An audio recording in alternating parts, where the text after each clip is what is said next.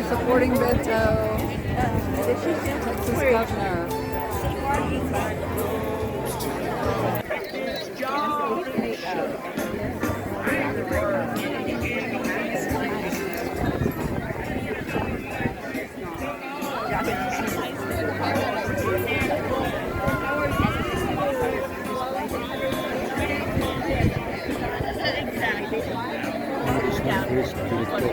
No, we're only somewhere doing his thing. Would you want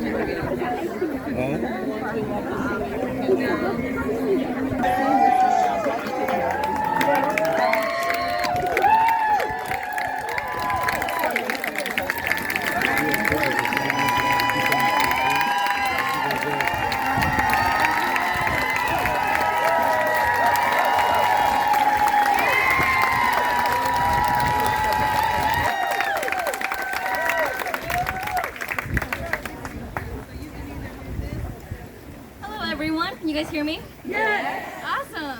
Can you guys see me though? Not here. Okay. Welcome to our first Beto for Texas Governor event for the first time here in Comal County. Thank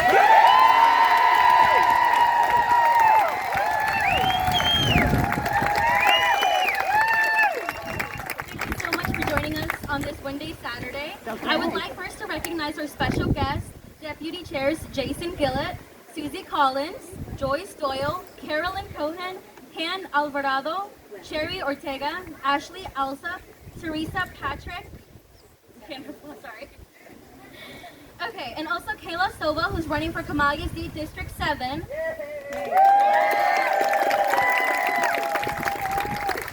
Robert Longfalk, running for State Representative District 44.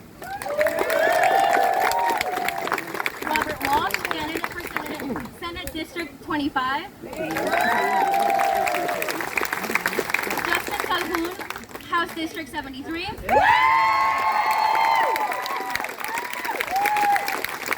Claudia Zapata, running for Congress Texas 21. Also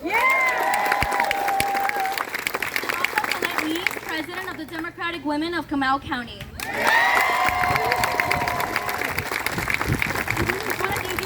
The work that you guys do and for creating opportunities for people like myself to be up here introducing all of these wonderful people here today.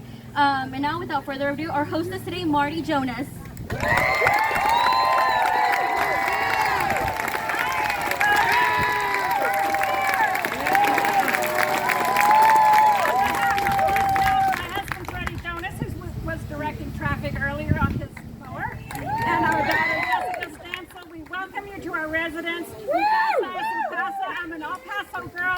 Introduce the man of the hour, our future governor.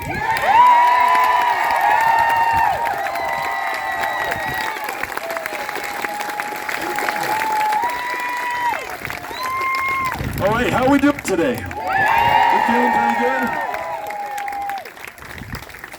good? When we were trying to get this on the calendar, I said, Cynthia, what if nobody shows up? And as we were driving in and we saw all of your cars parked, we saw Freddie on the tractor saying, hey, let's get this show on the road, let's get moving.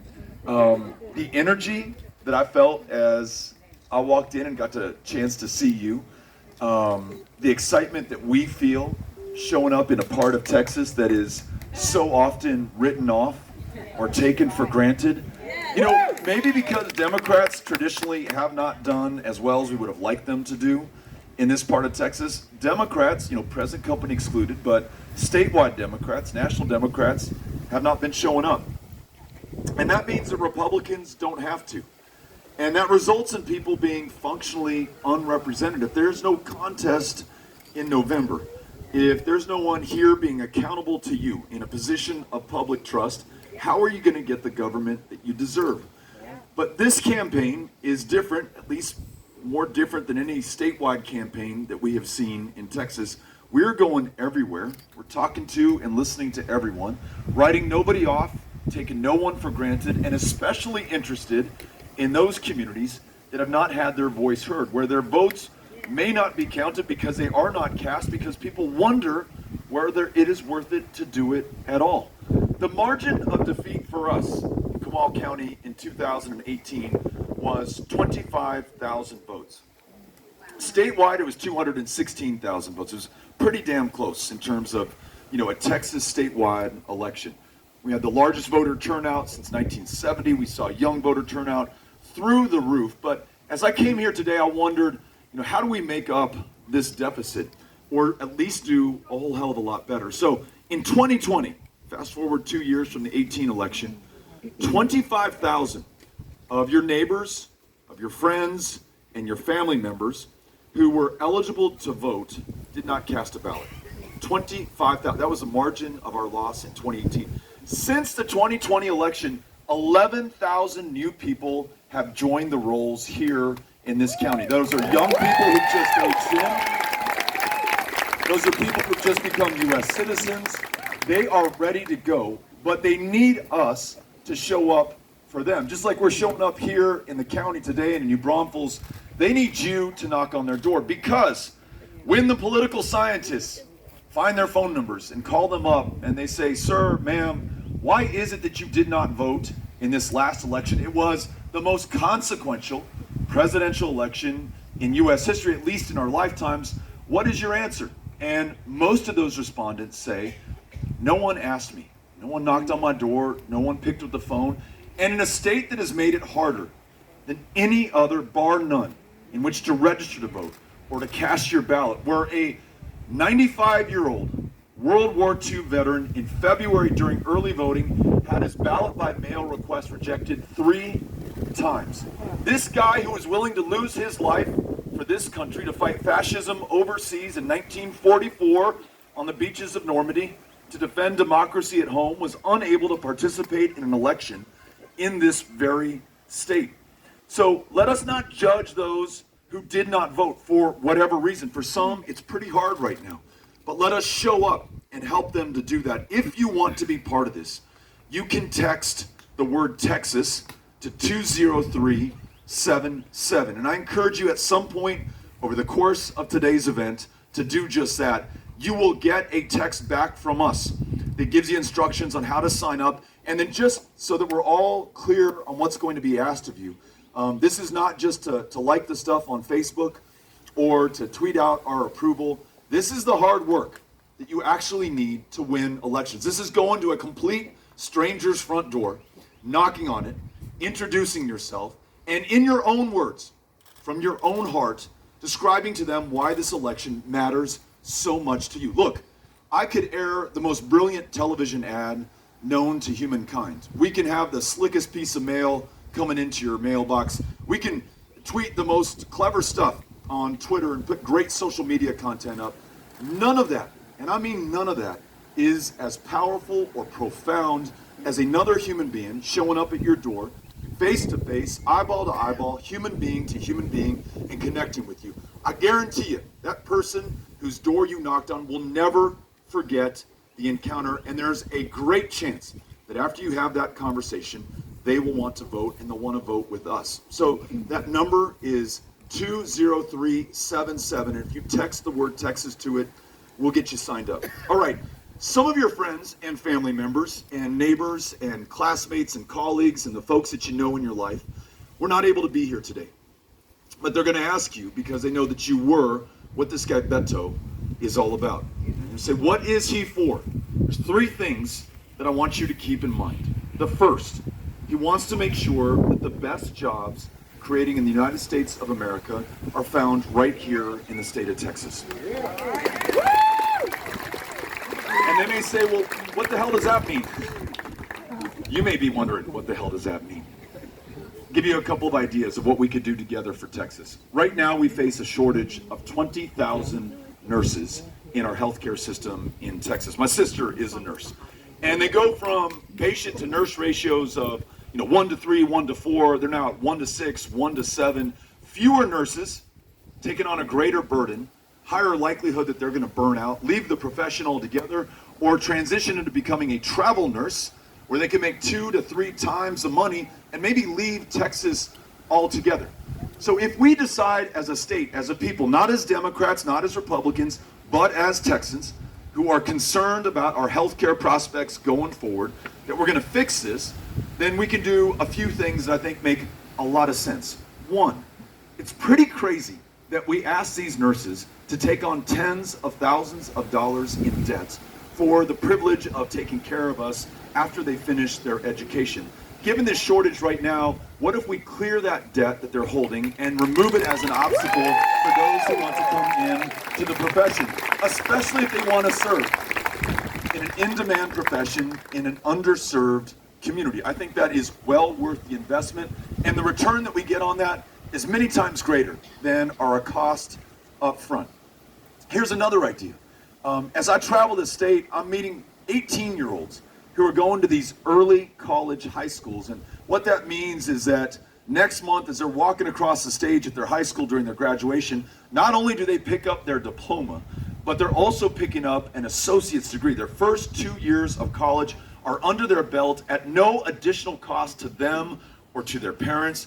They are ready to go, whether they want to pursue more education or a job and career that really pays. I was in Roscoe, Texas, not too far from Sweetwater, Texas, and I went to their local high school, the Roscoe. Are you from Roscoe? Plowboys and plow girls, yes. You're my plow girl today. Thank you. So, this community, almost every single senior graduates with that associate's degree, which on its own is wonderful.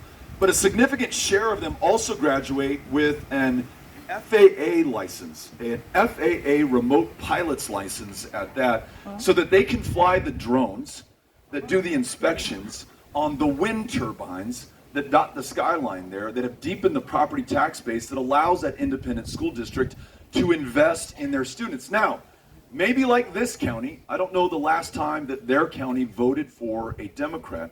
So what we're talking about here is not a solution that came from one party or another. It's just a basic Texas value that we're going to invest in our young people so that when they graduate, they can work a job that pays a living wage. And that's important because there are more people working underneath a living wage in Texas than in any other state. And what does that mean? It means that you're working a second job. It means that you're taking on a third shift. It means that you're on public assistance even if you don't want to be, but you have to be because that's the only way you make ends meet.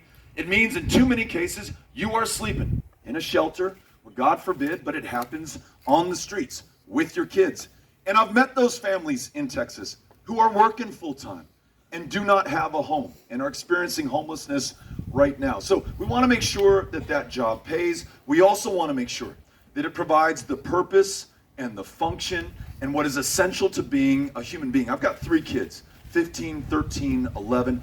That's what I want for them more than anything else. I've told them, and my wife agrees, and maybe she told them, and I agree. Look, we don't care what you do over the course of your life, but we want you to be happy. We want this to be fulfilling, and we hope that what you do makes the world a better place. We all crave that in our lives, and I want to make sure that we find it. So opening up possibilities in Texas for people to do that, whether they want to serve in the United States military, whether they want to take on one of these professions of public service, like being a police officer or a sheriff's deputy, or putting their life on the line in the United States military. Let's make sure that they can do that. But also in addition, if they do not want to go to college, and let's acknowledge that many young people do not, it's just not for them, and that is by their own choice, let's make sure that there are career opportunities for them as well.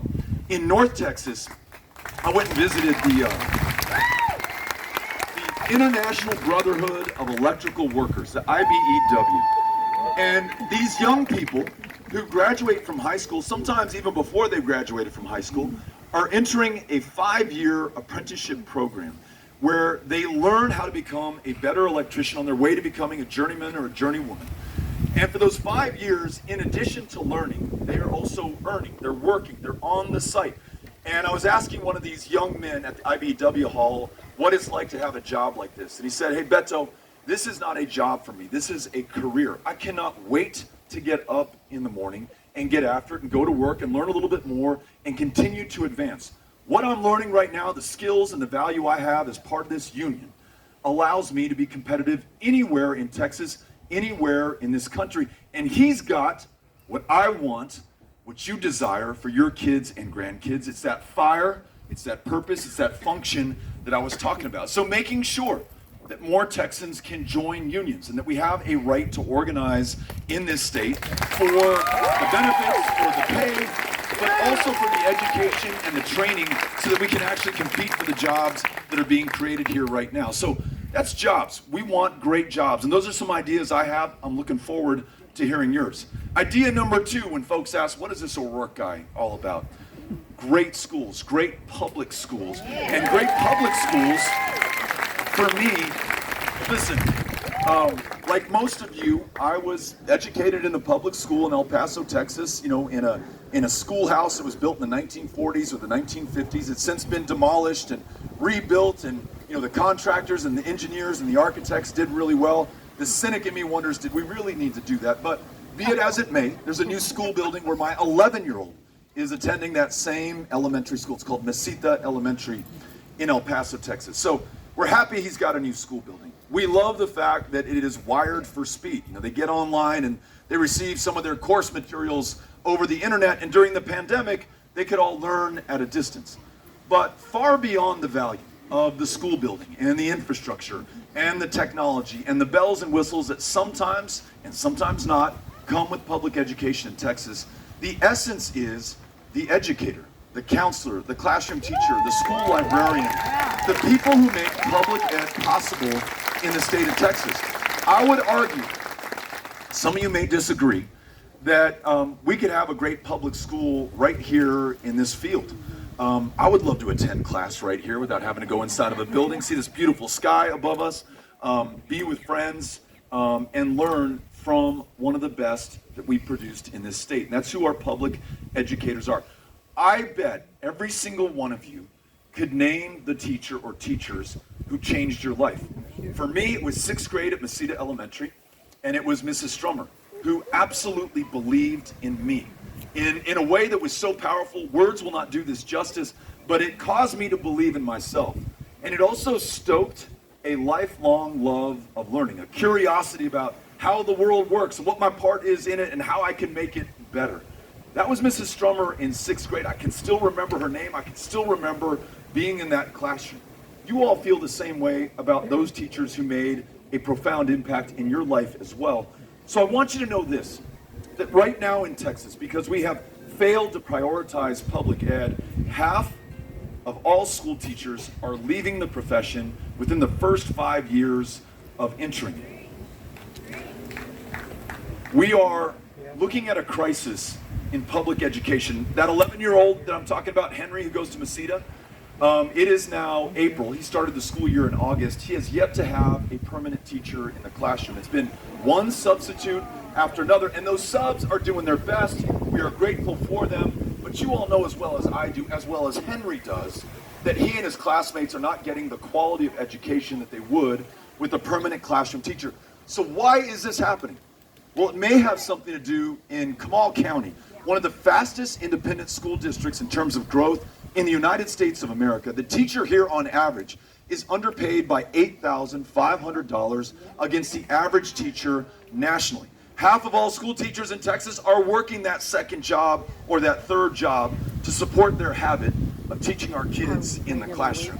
No wonder with that pressure, 2 years of learning loss from COVID, kids who they cannot keep track of because they may have disappeared literally off the grid right now, they are thinking about other careers. And when the governor of this state is attacking them day in and day out, asking them to not teach a certain version of history, to teach only one that favors some and not others, asking them to turn in the parents of transgender kids for child abuse in the state of Texas, asking them to spend months of valuable classroom time in front of those kids preparing for a high-stakes, high-pressure test that in no way effectively measures the potential of that kiddo or the effort expended by that teacher. If I were the governor, I would cancel the STAR test this year so that they could get on connecting with those kids. We are for world-class public schools, and world-class public schools, to me, are not the buildings, they are the educators. And we got to make sure that we have their backs. And one way to show that, in addition to higher teacher pay, replacing the STAR with something that serves as more of a diagnostic that helps teachers and schools instead of punishing them, is also to look at the generation that preceded today's current teachers. It has been since 2004 that retired teachers have received a cost of living adjustment in the state of Texas. Imagine being on a fixed income going all the way back to 2004. Just this year alone, inflation has gone up 8.6% in the state of Texas, and probably even more than that due to some of the things that Greg Abbott has been doing recently. We've got to make sure that these men and women who dedicated the best years of their lives to the kids of this state, I mean, if anyone was concerned about the future of Texas, it was them, that we treat them with the respect and the dignity that they're owed, that we have a cost of living adjustment that takes place every single year going forward because their costs are going up every single year going forward. And when the generation that's in the classroom today and the generation that's thinking about going into the classroom today, when they hear from their parents and grandparents that this state appreciates their service and that there's real reward at the end of the day for giving your life to these kids, well, I think we're going to have a better chance of recruiting and retaining people in these classrooms and doing something that Texas has been on the slide for 7 years, and that is to dramatically increase educational performance, graduation rates, post-secondary education, reading levels in this state. The average fourth grade classroom, 7 out of 10 kids cannot read at grade level in Texas today. It's because we have not made it a priority or a focus or funded it accordingly. When we win this in November, all of that changes. Public ed becomes job number one. And then the last thing, when friends, family members ask, what is this guy all about? Last thing that I want you to share with them is he wants to make sure that we are all healthy enough and well enough to live to our full potential. There is a program you may or may not have heard of called Medicaid. It was actually signed into law by our fellow Texan, Lyndon Baines Johnson, in the summer of 1965. So just to set the stage for you, Medicaid came from Texas, was created by a Texan in the White House, and right now Texas is one of the only states that has failed to accept Medicaid expansion. This was a deal struck more than 10 years ago with almost every other state in the union, where the federal government says, I will pay, right now the deal is 90 cents on the dollar. So 90 cents coming in from DC, we pick up the last 10 cents, if you will expand eligibility. In Texas, that means bringing on 1 million more of our family members, friends, and neighbors onto the rolls so that when they have diabetes, they can afford insulin. And I've met far too many people here with diabetes and glaucoma and worse who literally, but for the lack of insurance and Medicaid expansion, cannot get the treatment and care that will keep them alive. And I guarantee you, they are going to die much younger deaths. Their quality of life will be much lower, and it will be much more expensive for all of us to take care of them when the suffering becomes too much and they have to drag themselves to the hospital with no ability to pay. You and I will end up footing that much more expensive bill. And then check this out. Every single one of our neighboring border states, most of them under Republican governors, have already done this. Arkansas, Louisiana, Oklahoma, New Mexico all saw the wisdom in this program. Again, not for Democrats and not from Democrats, but for everyone in their states. If we do that, we expand Medicaid, 10 billion more comes into this state every year, which, to remind us, is our money to begin with. We paid it out in federal income taxes. It comes back to us in Medicaid expansion. We recruit more providers, more nurses, more doctors, more mental health care specialists in a state that ranks 50th in mental health care access, whose largest provider of mental health care services is the county jail system in the state of Texas. We recruit more of these providers, especially to rural and underserved communities, where more than 27 hospitals have closed down in just the last 10 years. Biggest reason given, we did not expand Medicaid. They didn't have the resources to stay in the black, and they had to close their doors. In addition to all of that, we're going to be able to lower your property taxes because, again, when those who are uninsured seek care, we end up paying for it one way or another. And for many of us, that is through our local county hospital district. That's what it is for me in El Paso, maybe the same for you here. So that idea of expanding Medicaid, of making sure that you can see a doctor and fill a prescription and take your kiddo to a mental health care provider in the 9th largest economy on the planet, That's an idea that I think all of us can get around, regardless of party affiliation, geography, or any other difference. Those three things: great jobs, world-class schools, and the ability to see a doctor. I think we as Texans can agree on that much. Are you all with me on this? That is what we're for. That is what we're for as Texans. Not as Democrats and not as Republicans, as Texans. Why have we not gotten that done yet? We have a governor today who is more intent on further dividing and fracturing this already polarized state. Instead of bringing us together as we just proposed on the big things that we can agree on, he's playing small ball politics with the lives of the people of Texas. Give you some examples which you know all too well. Last February, when the temperature dropped in Texas, as it did through much of the rest of the country, uniquely Texas, the energy capital of the world, could not keep the lights on, or the heat running, or the water flowing because it had frozen in the pipes, which were soon to burst and cause tens of billions of dollars in property damage across this state. The governor, Greg Abbott, was warned repeatedly before February, we have underlying vulnerabilities in that grid. We almost lost the grid in 2011, we got to fix it, but he chose to ignore them and instead focus on the profits of his greatest benefactors, these CEOs and corporations in the oil and gas business. Those who were responsible for delivering the fuel to power generators that spin off the electricity that we all depend on. So, predictably, when the temperature dropped and we had that stress on the system, it failed. And more than 700 of our fellow Texans lost their lives. An 11-year-old boy in Conroe, whose mother could not pile enough blankets on his shivering body, who froze to death in his own home. A Vietnam-era veteran who could no longer charge his oxygen tank inside, so took it out to his truck, was going to run the engine, see if he could do it there. They found him dead in the front seat of hypothermia. Those stories repeat over and over and over again, hundreds of times. And it was due to one person and one person alone and the decisions that they made. But to add insult to injury, that grid is still not fixed in the state of Texas.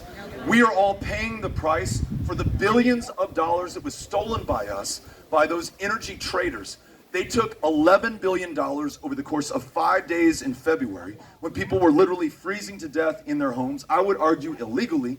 But instead of getting that money back for us, the governor has chosen to pass the buck onto us. Your electricity bills are going up on average $50 a month, every single month going forward for the next 20 years. On my way over here, I was grabbing a cup of coffee just outside of town, and this guy recognized me, stopped me, said, "Hey, can I take my picture with you?" He builds pools, and I'm happy to give you his business card afterwards if anybody needs a pool. But he said, "Hey," I said, "how's your business right now?" He said, "Well, it's booming. I've got a lot of demand, but my costs are going through the roof." He said a 2-inch diameter, 20-inch pipe used to cost him $4. It now costs him $45. And I said, "Well, why is that? I know we've got supply chain problems in this country. Is that it?" And he said, "No, there was so much damage from that winter storm last February, so many pipes that burst. I cannot get it for the business that I have right now. I've lost so many customers as a result." When you hear about inflation, just remember the name Greg Abbott. It's what that guy is paying to be able to supply his customers. It's what we are paying when we're paying our utility bill. It's what you will be paying in property taxes after you just got your appraisals. Property taxes up $20 billion in the state of Texas since this guy took office. That's an increase of 40%. That sounds a lot like inflation to me. And then this stunt that he pulled the last couple of weeks at the U.S.-Mexico border, shutting down all trade from our largest trading partner, upon whom 600,000 jobs in the state of Texas depend. We import 2/3 of all of our produce in Texas from Mexico. Literally, it rotted on the ports of entry so he could pull a stunt and score some points on Tucker Carlson, Fox News. But all of us ended up holding the bag. And listen, don't take my word for it. Listen to that flaming liberal, the statewide elected Republican agricultural commissioner, Sid Miller, who called this economy killing and absolutely ridiculed and lit up Greg Abbott on national TV because it was hurting people here in the state, and at least he had the good conscience and good form to do something about it. So you're not focused on creating jobs when you're jacking people's price of living here in the state of Texas and causing inflation so that you can pull political stunts. You're not helping to improve our public schools or get in the backs of our teachers when you are forcing every single woman here to think about whether she wants to go to jail for exercising her constitutional right to make her own reproductive health care decisions. And to put a $10,000 bounty on the back of anyone who tries to assist any woman in the state of Texas. Folks, this is happening in the midst of a maternal mortality crisis that is as deadly here in Texas as it is anywhere in the developed world, and it is 3 times as deadly for black women in the state of Texas as it is for white women. And let me tell you why. Not only can you not get an abortion when all the reproductive health care clinics have closed down in Texas, but try getting a cervical cancer screening, try getting reproductive health care help, try getting help with your pregnancy when you live in the least insured state in the country, where if you're in a rural or remote community, you may be driving now 120, 200 miles to see that provider. This is immoral, this is not just, and this is literally killing our fellow Texans right now. That's why when we win, every woman makes her own decisions about her own body, her own health care, and her own future forever going forward. And then I know you cannot have escaped this one because for some reason the governor has decided these are our public enemies number one, though they are not. This fixation on transgender kids. Trans rights are human rights! Calling special sessions to pursue them, to attack them. These kids who are literally among the most vulnerable, the rates of suicidal ideation, unfortunately the rates of suicide, we hate to say this out loud, but if we don't and fail to confront it, it will continue to get worse. These kids and their parents who are trying to navigate one of the toughest moments in the life of a child, I can only imagine as the parent of 3 what that would be like. These parents who love the hell out of these kids and will do anything for them and are just trying to understand. What Abbott is doing now is he's pursuing them with criminal charges of child abuse. And if those charges are sustained, those kids are taken from that loving household and away from their loving parents, placed into a foster care system that has 30,000 kids in it so far, a foster care system that is so badly run by this governor that, get this, 100 kids died last year in CPS custody and care. Not through any fault of the CPS caseworkers, like those teachers and nurses I'm talking about. There are too few of them for too much work. We need to make sure that we have their backs, help them out as well.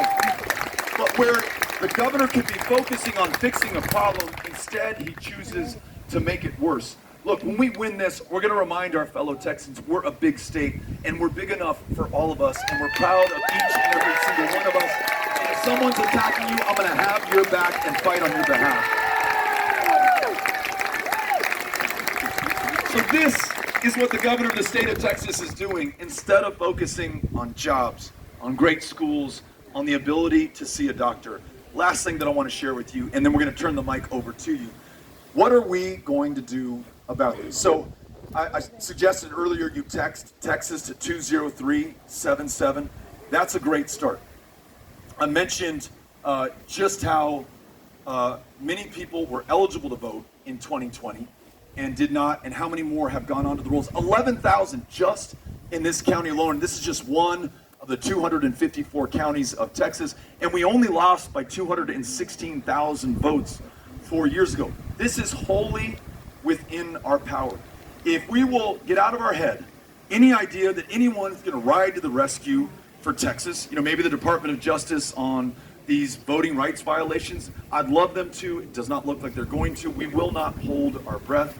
It would be nice if there was $1 billion in this campaign that was going to allow us to reach every single voter on social media, TV, and every other manner. That is also probably not going to happen, although we could use every contribution that you bring in and we'll make the most of it.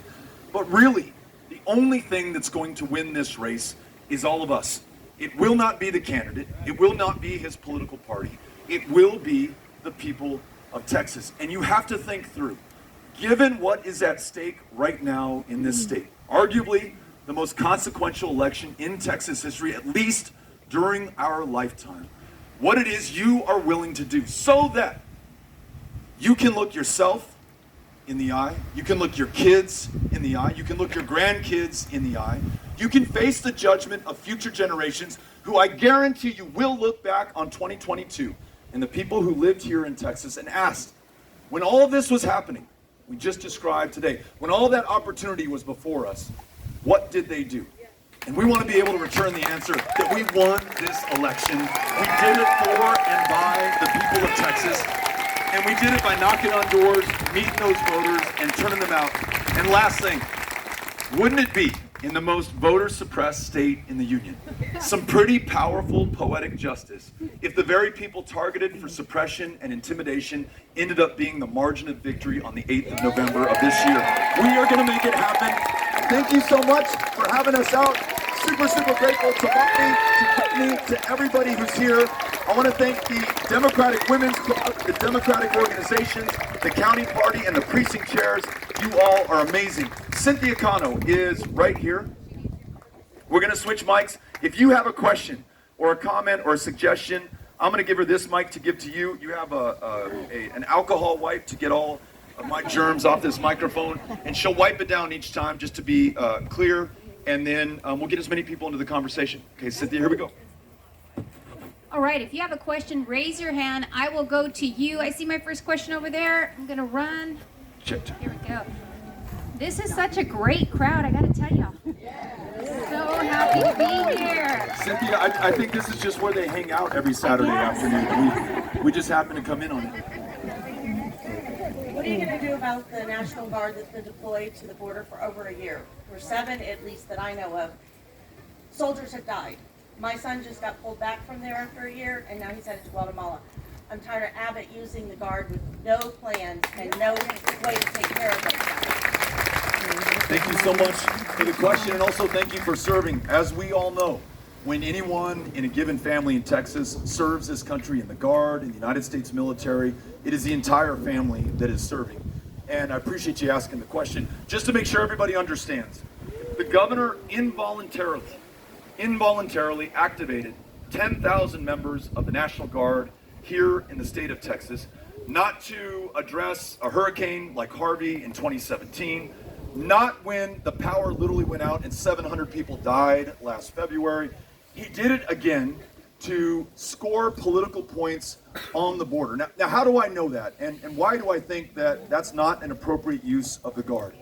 I've been down to Del Rio and to Zapata and to Laredo and to every single part of the U.S.-Mexico border expressly to meet with these guardsmen and these guardswomen to ask them what their deployment has been like. As you probably know from listening to your son, initially they were packed into trailers, more than 20 of them living just feet apart, giving each other COVID almost on a daily basis. They were posted out in Humvees on right-of-way that the state of Texas could obtain, regardless of whether or not it was literally on the U.S.-Mexico border, with no powers to arrest or to detain. Constitutionally, they're unable to do that. At best, they can spot people and radio that in to Customs and Border Protection or to the local county sheriff. And listen, we're grateful for anyone who does that job, was willing to do that job, and in some cases they were able to do that. But every guardsman I have met to a person, and Cynthia behind you can vouch for me, has told me when I've asked over the last 6 months, how many migrants have you spotted, drug traffickers, human smugglers? 0. The answer is 0 every single time. 4 of those members of the Guard have taken their own lives since this involuntary deployment. 3 more that we know of right now, have died in what looks like accidental deaths on the border. None of them killed or harmed by a migrant or anybody else coming to this country, seeking asylum, trying to find a better life for themselves and their kids. Having said that, let me acknowledge, we do have real challenges at the border. There are people who are willing to cross fentanyl into this country. There are those who traffic in human beings, and we should remain vigilant and laser focused on stopping that. That's why this stunt is so detrimental. It causes more chaos and confusion on the border. It takes our eye off the real problems that we face, and it fails to demonstrate any leadership at all that we should expect from the governor of Texas, the defining border state in the union. When we win this, and when I am governor, We are going to bring everyone together, regardless of party or geography or any other difference, and we are going to propose, and we're going to do everything we can to force this through, a comprehensive rewrite of our immigration laws to ensure that they match our values, our lived reality, and our priorities in this state. Listening to cotton growers, as Republican as they come in La Mesa, they want a guest worker program because their operations go away the day that immigrants stop showing up, and they want a legal, orderly path for people to come here.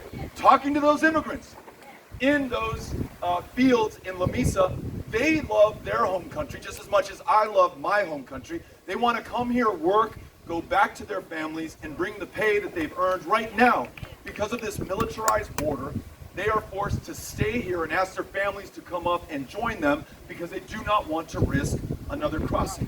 We are unintentionally exacerbating a problem that we have here in America. We want to make sure that we are honoring those who seek asylum in this country when they have a legitimate claim. Imagine sending your daughter or your son at the age of 12 years old on a 2,000-mile journey from Guatemala to the front door of our country at the Texas-Mexico border. You would only do that if the only way to keep her alive was to send her on that journey.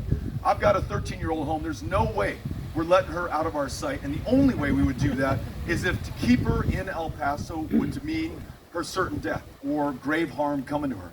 That is why, by and large, most of these people are making this journey right now. And listen, I know not all Democrats want to hear this point, but let me say this out loud. If someone does not have a legitimate asylum claim and does not have a visa and is not willing to follow our laws, then they should also be returned back to their home country. We have to follow the laws. We have to rewrite the laws to make sure they fit our values, and I'm confident that the people of Texas can do this. If I were governor, I would end the involuntary activation of these Guard members, bring them home to their families. Thank you for asking. Thank you. First, I'd like to say thank you for recognizing our teachers who are criminally underpaid, underappreciated, and completely overworked. They're the best. We deserve better. My question is about what are you going to do about fixing the foster care / juvenile justice system? I read about a home that was for young girls who had been sex trafficked, and that the people in charge of that home were actually caught sex trafficking those same girls that they were supposed to be helping. It's wrong. We have a state that, we have a state that is criminalizing abortion, and a lot of these girls, and they are girls under 18, 16, we have them in sex trafficking rings, and we take them from places and then put them someplace where they're supposed to be safe, where we are supposed to be caring for them, and then the people who are supposed to be caring for them are doing the same thing. What are we going to do about that? Can you briefly? Yes, I'll restate the question. What are we going to do about this broken foster care system and child protective services, where in those offices tonight, while we're safe and snug in our beds at home, there will be kids, foster kids, who were taken from their families, have already gone through extraordinary trauma, who will be sleeping on the desks, under the tables, in the hallways, because we have so many children without placement in the state of Texas. And listen, that isn't just how things roll in Texas or in America or in the developed world. It is for lack of political will and focus and accountability. In the 9th largest economy on the planet, there is no lack of resources to take care of these kids right now, but every single year that Abbott has been in office, it has gotten worse and worse and worse. 6 years ago, Judge Jack, looking at the CPS system, said, these kids age out more damaged than when they went in. Then just this last January, she said that situation has gone from bad to worse. She's the one from whom we learned that 100 kids died last year. And to the woman's question, hundreds more were trafficked while we had custody of them. That's you and me, the people of the state of Texas, through our governor and CPS. We then privatized this care, this facility in Bastrop, which took in a number of young girls, 11, 12, 13 years old, who had been trafficked for sex outside of that facility were taken into that facility. Some of those girls alleged, once in the custody and care of that privatized provider contracted by the state of Texas, they were trafficked. Again, Abbott ordered the Texas Rangers to go in and conduct an investigation. Somehow they were able to do that investigation in like a day or two, just a couple of days. Nothing to see here, folks. Everything's okay. Although we later learn, we don't know yet for sure. I don't know that it's been substantiated that these girls have been trafficked again, but they're willing to admit that they took pictures of them in the nude and then were able to distribute them on the internet. So there is child pornography working out of that facility in Bastrop, or at least there was. That's just a small window into a horrifying thing that is happening in the state of Texas. You asked for the solution. So earlier we mentioned we need more CPS workers. They need to be better paid. The workers that I have met, there was one who came up to me at an event like this in Abilene, through tears, said, I just cannot take this anymore. As my colleagues leave, I'm responsible for more and more of those kids. No human being could take care of this many kids at the time. She substantiated that they're sleeping in offices.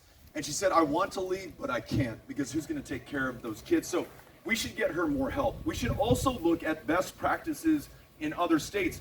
When we can, if we have to take that child from their parents, they're in an abusive situation, we should do a better job of looking to relatives who might be able to provide a safe home for them. In some cases, we can intervene with the parents and address issues with mental health, access to health care, just resources to make sure they can keep a roof over their head. That may sound expensive. It is a lot cheaper than what we are going to do to that kid if we put them into the foster care system while they still have loving parents who just aren't able to make ends meet for them right now.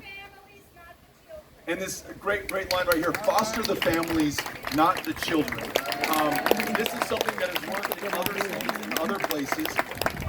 And then we've got to support the foster parents, okay? There are a lot of great foster parents in the state of Texas who, to a person, have told me that they're jumping through every single hoop invented in order to do the right thing. Let's make it a little bit easier on them. We still do our due diligence. We still make sure that is a safe home. But if someone's willing to step up and provide that loving home, let's get it done. And then lastly, because it's connected, let us, at a minimum, not take those kids from parents just because they're transgender and place them into that foster care system. That is almost unbelievable that it is happening in the state of Texas right now. Thanks for asking. Okay, I see all your hands up. I'm going to do my best to get to as many of you as I can. Here is our next question. Hi, I just wanted to apologize to your campaign there for the fiasco it took to get you here.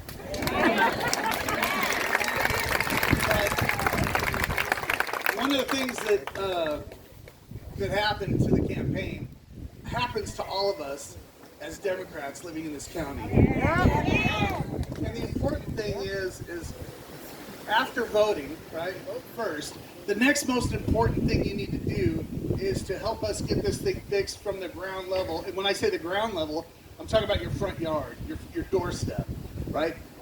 Get involved at your precinct level. Contact your precinct chair, build your precinct committee. Let's let Democrats exist in Comal County again, because we can't win elections if our Democrats are voting from the closet. We need to insist that the normal American political process includes two parties and different perspectives, and we live here and we have a different point of view than other people do, and it's important that all of you, everybody here, please get in touch with your precinct chair. If you don't have a precinct chair, get in touch with me and I'll make you a precinct chair. Thank you very much. Hey, thank you for that comment. It's great. I'll tell you what, there's real power in what the gentleman just said. There's so many events like this one. When we were in Alney, Texas, or Childress, Texas, or Shamrock, Texas, or Weatherford, Texas, or you name it, Dalhart, Texas, and folks show up and there's this shock of recognition of like, holy shit, I had no idea that there were other Democrats, or at least other people who were willing to hear a Democrat in my community. Let's show up for one another. And that will also give people permission to believe and permission to act on that belief by actually voting, because I guarantee you've got friends who are Democrats who say, oh, what does it matter at the end of the day whether I vote or not? I'm not going to get my hopes up and have them dash. I've got too many broken hearts in my life. I don't want to get it broken again by these Democrats in Comal County. Show them that there are more of us than they ever knew. And that's going to give them the courage to put a sign on their front yard, to get out and knock on doors, and to vote. That's the most important thing at the end of the day. Thank you. Here you go. Hi, I'm a junior at Texas State University. Go Bobcats! I live here in New Braunfels, and it should take me 30 minutes to get up to San Marcos. Sometimes it takes me 2, 3, 4 times that long to get to my university. I have friends, professors, students that I tutor who they have to drive hours to get to the university or to their job.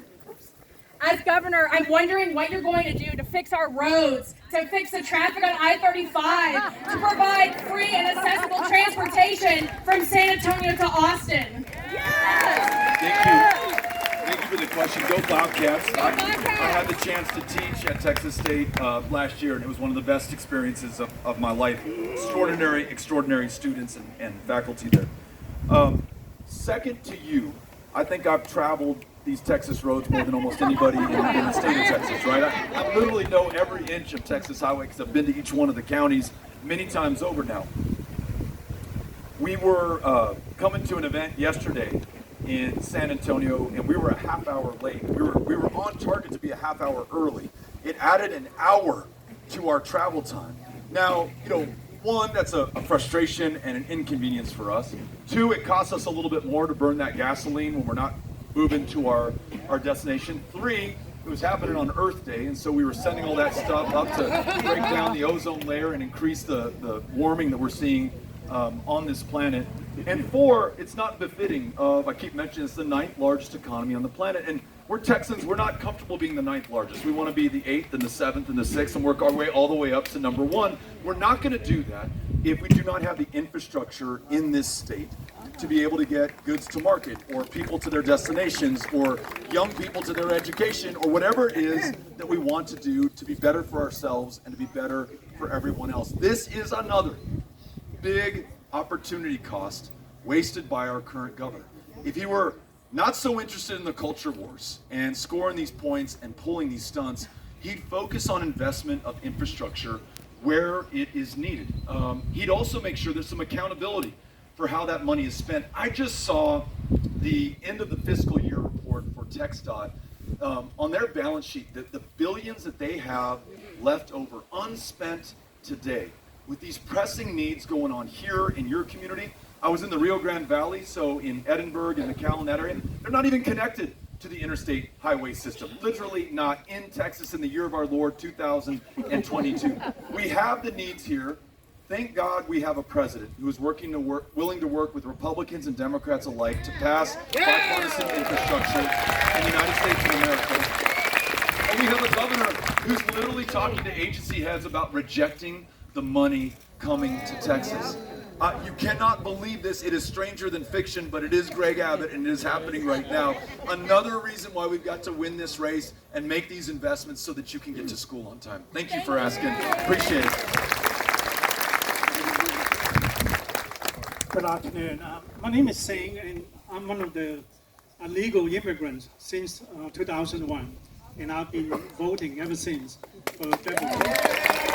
My question for you is that I always have a real concerns about those people that who are one issues or single issues voters, and so in particular right now I'm real concerns about the women's right and the privacy right, and in particular the abortion, because I have a lot of friends that they can be easily democratic, but then because of that issue of abortion, then they vote for the Republicans. So do you have any strategies or any particular voice that you want to speak for those people who are pro-abortion in that sense? Thank you. Thanks for asking the question, Singh.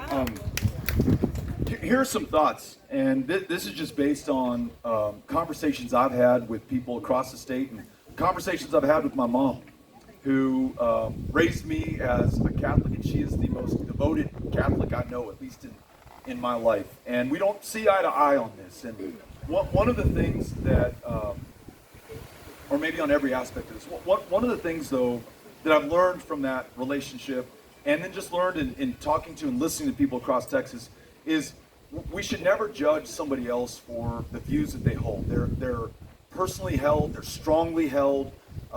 There's no value in it because you're not going to shake them. You're really just going to turn them off or push them into a corner. Instead, I think there's always the greatest value in finding some common ground. And to put it in church terms that my mom would understand, we're not so much interested in heretics as we are in converts, or at least being able to collaborate and work with people and even compromise. And this is worth bearing in mind because when we win, there's a good chance we're going to be working with a divided legislature, or maybe a legislature completely controlled by Republicans. So where's the common ground on this? Here's a couple thoughts. I think when I talk with my mom and I say, listen, maybe against the best of intentions, closing down all these reproductive health care clinics, it's exacerbated that maternal mortality crisis that I mentioned to you earlier. And when she hears that and understands that women are dying unnecessarily in the state of Texas, it's a different kind of conversation. When I say, hey mom, when you shut down all these reproductive health care clinics and young people cannot get reproductive or family planning guidance or advice or help at all, we now lead the country in the rate of teen pregnancy, and we now lead the country in the rate of repeat teen pregnancy. Mom, that can't be what you want. She kind of agrees with me on that. And then I just talk about the fact that, look, this has been the law of the land for the last 49 years. And unless and until the Supreme Court or the United States Congress decides differently, we are a nation of laws, and we should honor those laws. Yeah. And what Texas has done so far, given that anti-abortion bill that makes no exception for incest or rape, just so that everyone's on the same page, what we've done is essentially broken the law or decided that we are above or apart from the law in the state of Texas. And that can't be right either. And I think those are areas of common ground. Again, I may not get 100% of what I think is perfect, but if we do not allow the perfect to become the enemy of the good, and we draw out the common ground where we can at least start from, I think we can make it better than what it is today. So thanks, Singh, for asking the question. Appreciate that. Okay, I have time for a few more questions. Thank you, Singh. Speaking of single-issue voters, many of us here remember back during the presidential primary the unspeakable tragedy that happened in El Paso, the shooting that I can't begin to imagine the trauma that you experienced there. In the aftermath, you said we are going to confiscate these weapons. My question to you is, what is your planned response when Greg Abbott blankets the airwaves 24/7 saying Beto is coming for your guns? Because that is coming. Thank you for asking the question. Listen, we want to make sure that we are electing people into positions of public trust who have the courage of their convictions. If we wait to poll test everything that we say or believe in, then how can you ever trust the person to do what's right when it really counts? When 23 of my neighbors were slaughtered in a Walmart a little more than 2 years ago for having brown skin by someone who said that he came to repel the invasion of Hispanics that were going to politically take over the state of Texas. Someone who, by the way, echoed in the manifesto that he published before walking into that Walmart in El Paso phrases used by the current governor of the state of Texas. The governor who days before that shooting said, we've got to defend ourselves, take matters into our own hands, talking about immigrants and asylum seekers and refugees coming into America. Well, this guy heard him and the former president loud and clear, took an AK-47, a weapon originally designed for use on a battlefield, because that high impact, high velocity round just shreds everything inside of you. You bleed out before we can get you back up and keep you alive. He takes that into that Walmart and just murders people. It's a Saturday before school starts that next Monday. So it's grandparents and parents with their kids and grandkids buying backpacks and notebooks and pencils and pens and all the stuff that they're going to need when school starts that next week. And I flew home that day as soon as I heard that this was happening. And I remember meeting a woman in the waiting room of the University Medical Center. Her husband had been in surgery for the last 8 hours. She had no idea whether he was going to survive. But she asked me, why do we need these kinds of guns? And man, that question haunted me. And you mentioned I happened to be in a political campaign at the time, and people doing their job on the campaign said, do not touch that with a 10-foot pole. That is not going to be a winner for you in this race. But I felt more accountability from her than I did the polls or even our outcome and prospects in that race. And I just said, listen, no one should have any kind of weapon designed for use to kill people and to kill people only. We don't need it for hunting. There are some who say they need it to hunt feral hogs. And I understand that's an invasive species and a real problem in Texas. But as the science teacher at Roscoe High said to me when this came up in that classroom, if you need an AR-15 to shoot that feral hog, you were a worse shot than I thought you were to begin with. So there's no need for it. But I will do this, and this is important. I want to acknowledge that there may be some among us right now who own AR-15s and AK-47s, and certainly there are in the community, and we should respect that. And for the most part, people who have them use them in a responsible way. Often they lock them up to make sure that their kids cannot get a handle on them. They would never dream of using it against another human being. It's just that after El Paso and Midland, Odessa, the next month, where 8 people were killed, after Sutherland Springs, after Santa Fe High School, those are 4 of the worst mass shootings in U.S. history. They took place in this state just over the last 5 years. As this continues to happen, I've talked about that judgment of history and our kids and looking ourselves in the mirror. We are fools to think that this will not continue to happen going forward. So I want to make sure that you understand why I feel this way, because for some people it troubles them, and I understand that. It troubles them politically. I cannot tell you the number of people who came up and said, I agree with everything that you say on this, Beto, but I just don't think this is a winning issue in the state of Texas. Well, listen, I'm always going to be straight with you. I'm always going to be honest with you. I'm always going to do my best to fight for, protect, and defend the people of Texas. But I want you to know this as well. There is more common ground and more that unites us on this issue than will divide us or separate us. The things that we do have agreement from Republicans, gun owners, and non-gun owners alike on include universal background checks, which are popular throughout the state of Texas, would have prevented that Midland, Odessa shooting. We agree on safe storage laws, which would have protected those kids at Santa Fe High School. It was one of their classmates who got their hands on their parents' unsecured weapons. Now, that doesn't take away your Second Amendment right. It maybe is maybe a little bit of an inconvenience, I guess, I don't know. But how much more of an inconvenience if your child gets her hands on that gun and shoots herself or her little brother or somebody at that school? Again, we hate to say this out loud, but it happens all the damn time in the state of Texas, and we can do something about it. We don't have to accept it as our future or our fortune or our fate. And last thing, and I want you to share this with your friends when this stuff comes up. We used to have a license to carry program in the state of Texas that was the pride of many across the country because it required a background check and training if you want to carry a gun in public, right? And most of us could get behind that, myself included. For some reason, the governor felt like he had to do away with that, chuck this proud, long tradition of responsible gun ownership in Texas, and replace it with something called permitless carry that allows anyone to carry a gun loaded on our streets without a background check, without training, without any vetting whatsoever.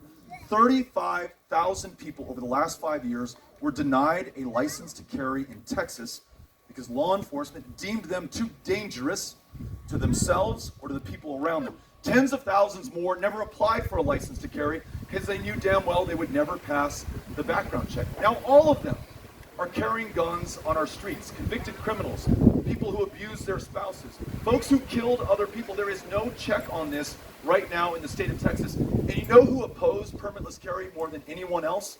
Police officers, sheriff's deputies, and law enforcement in the state of Texas. Greg Abbott turned his back on them.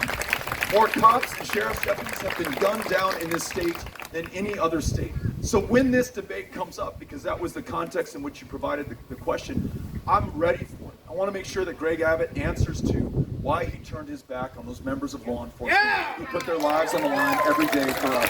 Thank you for asking the question. Over here to your right, for being so patient with me. I'm going to try in the next 10 minutes to get to as many. Given the challenges, given the challenges you've had from Comal County in getting a public venue, I'd like to ask if you up there have been similar issues in other towns or cities in Texas? You know, by issues, if you mean this extraordinary hospitality that you all have provided here today, I don't think we've seen anything like this in our travels across the state of Texas. No, you know what? I mentioned my mom raised us Catholic. I don't think there are any accidents. I mean, I think this is where we were supposed to be today. Looking out on you all, you're smiling, you're looking great. Air temperature is perfect. What you've done with the weather today could not be improved upon. I think the path to get here to the woman's question just demonstrates what we're up against, right? That this is not going to be easy. Listen, if this were easy, it would not have been 32 years since we last elected a Democrat to the governor's office. It happened to be the best ever, Ann Richards. We're following in some pretty amazing footsteps right now. But right, this just makes the victory all that sweeter. I mean, if this was a movie, we want these scenes in the movie. We want to have struggled for it, fought for it, worked for it, sacrificed for it. That's what we're all doing right now. And again, I want to make clear, I'm asking you to do this in the campaign. It will not be the candidate. I cannot repeat this enough. There's nothing that I could do on my own that could win this race. It has got to be all of us, and I need all of us to step up and join this campaign. Thanks for asking the question.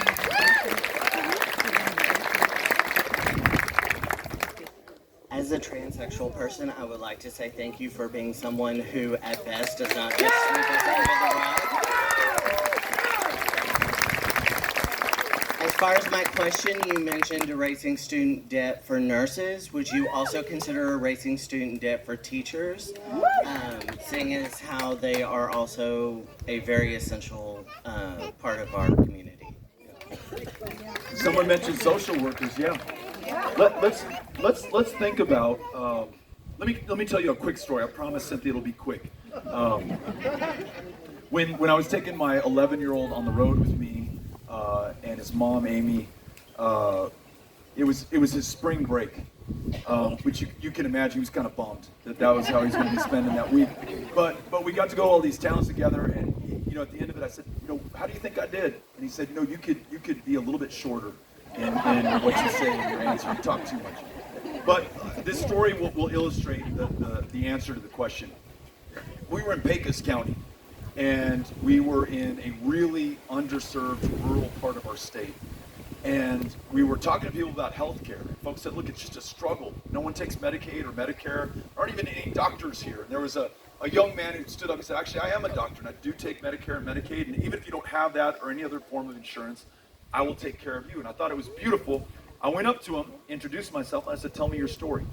So it happens that long ago, and not anymore in the state of Texas, we had a program called the Rural Scholars Program. And if you are willing to commit 6 years of your life to practicing medicine in the rural county from which you came, we, the state of Texas, the people of Texas, and your local county would pay the full ride for medical school. So for the bargain price of a medical school education, you get a full-time provider growing one of your own to come back for 6 years.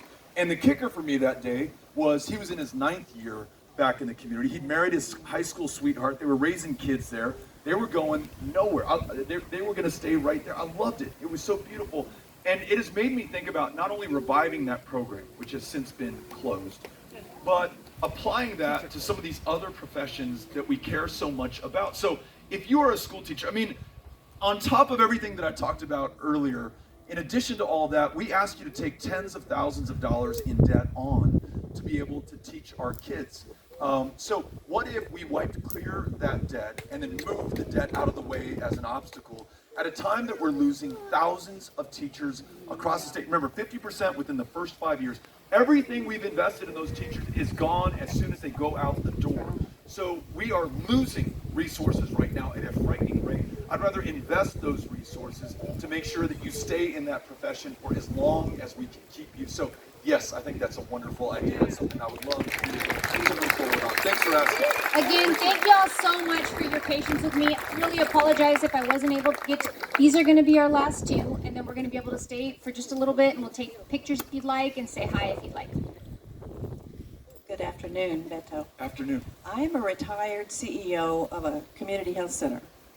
You may know it as an FQHC, and actually met you in Washington when I was with the TAC entourage. But anyway, the community health centers have seen in the last 4 years particularly programs being slashed from the Health and Human Services Department for things that you're talking about.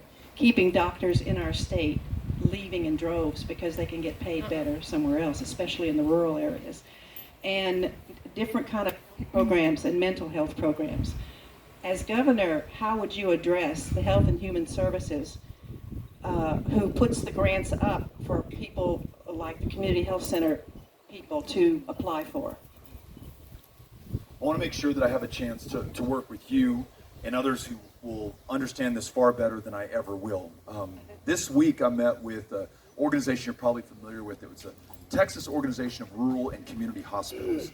And these are folks from all over the rural communities in the state of Texas who are leaders like you are on these issues that they know best. We went through 1115 waivers. We went through what Medicaid expansion would mean. We went through these 27 rural hospital closures over the last decade. And then we went through in very personal terms what it's like to lose that hospital or health care or that federal clinic in your community. What that does to your ability to retain that teacher who says, you know what, if I have to drive 100 miles to get to the hospital because this one closed down, I'm moving somewhere else. So just retaining talent and our kids and grandkids in our communities, that is all part of the mix as well. Hearing a story from a woman in Presidio who told me that her brother was delivered by the veterinarian because there wasn't a doctor for hundreds of miles away. So she is sending her son to medical school. She's doing her own Grow Your Own program on the commitment that he come back to Presidio and practice medicine there. I want to be a partner to local communities and to people who understand far better the issues that are most important to their counties and to their cities. You've got a governor right now who's doing the opposite. You remember the days when local control was the watchword of the Republican Party?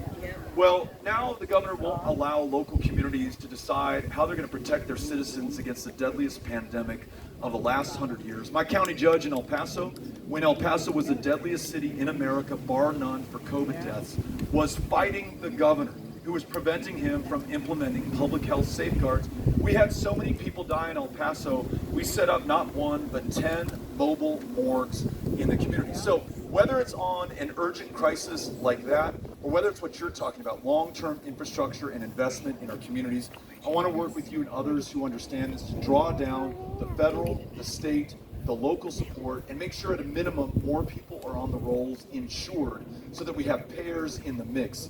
And then lastly, and you can advise me on this as well, one of the things I've heard from providers is don't talk about Medicaid expansion if you aren't going to talk about reforming Medicaid and Medicare in Texas because the reimbursement rates are not sustainable, especially in our rural communities. We got to get that right as well. So Cynthia, if you can make sure we get contact information so we can follow up. Thank you for the question. All right, this is our last question. All right, I got the honor, huh?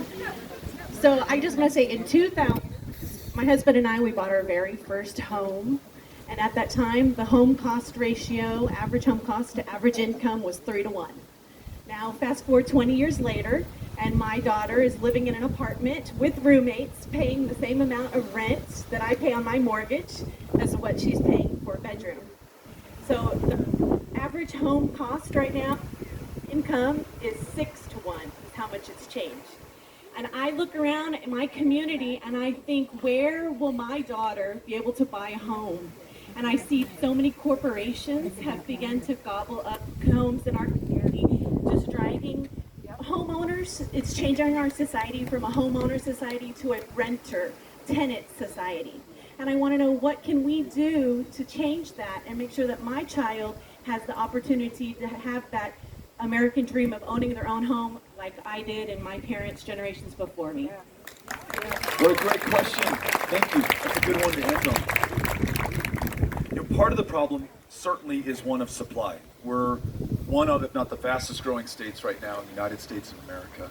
And we made it very hard for local communities because of state interference to build out the housing supply, including affordable housing, in their communities. And therefore, with limited supply, the price continues to skyrocket. That's a big thing. But I'm also hearing from a lot of homeowners and renters who, as we all know, have some of these pass-through costs from their landlords, that because of the inflation that is unique to the state of Texas, I mentioned $20 billion increase in property taxes over just the last 7 years, a 40% increase, they're unable to stay in their homes or to stay in their apartments, or they're seeing apartment rents go through the roof as well. San Antonio, where we were last night, their rates on apartments are increasing faster than they are in New York City right now. That's happening right here in the state of Texas. So how do we fix this and reduce this pressure on property taxpayers, renters, and make home buying a little bit more affordable, especially for those young people we're trying to keep in these communities? I would start with property taxes because that's where we're feeling it the most right now. Part of the reason that we pay such high property tax rates, among the highest in the United States of America, is because we have not done common sense things like expand Medicaid, which would depress property taxes. We also do not require disclosure on sales prices. And listen, that may or may not be a good or a bad thing for you in your specific situation as a homeowner, but for the corporations in the state of Texas, not having to disclose the value of their properties, these are the ones who can hire the lobbyists and the attorneys to fight their valuation at the CAD, at the appraisal district. And if the appraisal district loses, it is forced to pay the court costs of those corporations up to $100,000. So they've got the whip hand, they've got the leverage in this. I was in Port Arthur recently. Their school district just had to cut a check for $30 million to the Motiva Corporation. It's the largest refinery in North America right now. They were able to successfully contest their valuation and get their tax bill down to $30 million. None of us has the capacity or the power or the attorneys to do that. If we require full disclosure, we bring down that pressure and it makes it a lot more affordable to stay in our homes, to pass our homes on to our kids, and to purchase homes in the first place. We do those two things, increase the housing supply and reduce the property tax pressure in the state of Texas. We're going to make it more affordable for the next generation to own. Thank you for asking the question. I really appreciate it.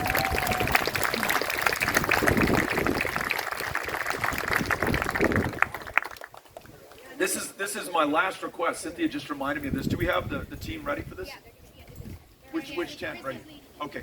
So this blue tent here, if you are interested in hosting a canvas or a block walk, both mean the same thing. In other words, for all these people who just signed up in this county to knock on doors, they need a leader around whom they can rally. So if you're a host, you say, you know what, come to my beautiful backyard next Saturday, or come to the park across my street, or let's meet at this bar for lunch on Saturday, then we'll go knock on some doors. If you're willing to be that leader, and we will train you, it's a very short, quick training. We'll hold your hand through the process, and this is not complicated stuff. It's literally knocking on doors, introducing yourself, and then asking people if they'll commit to voting in this next election, saying what is on your mind from your heart in your own words. But if you're willing to lead that so that people have someone they can go to, I would love for you to sign up and to be a host. And we're asking people who are willing to do that to come to this blue tent. If you're willing to be a host, will you raise your hand? I've got one over here, I've got two, I've got three, I've got four, I've got five. I've got 5 hosts. I've got 6. Forced by your seatmate to raise your hand. You did it last time? Okay, you're switching over. So, to our 6 hosts, thank you for doing that. If you'll meet Chrissy under the blue tent, we'll get you signed up and we'll get everybody rallied around you for the next block walk. And we're going to be right by this tree, on the other side of this tree, for anybody who'd like to say hello or take a picture. And if you do take a picture, please post it on your favorite social media platform. Tag us. Let's prove that we were here, that we existed, that we defeated the haters, right? So thank you all for coming out.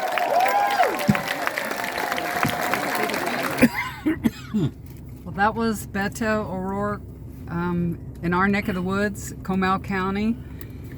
And we enjoyed it. That was my first political rally. I really enjoyed it. Hope you guys did too. We'll talk to you soon. Bye for now. Take care.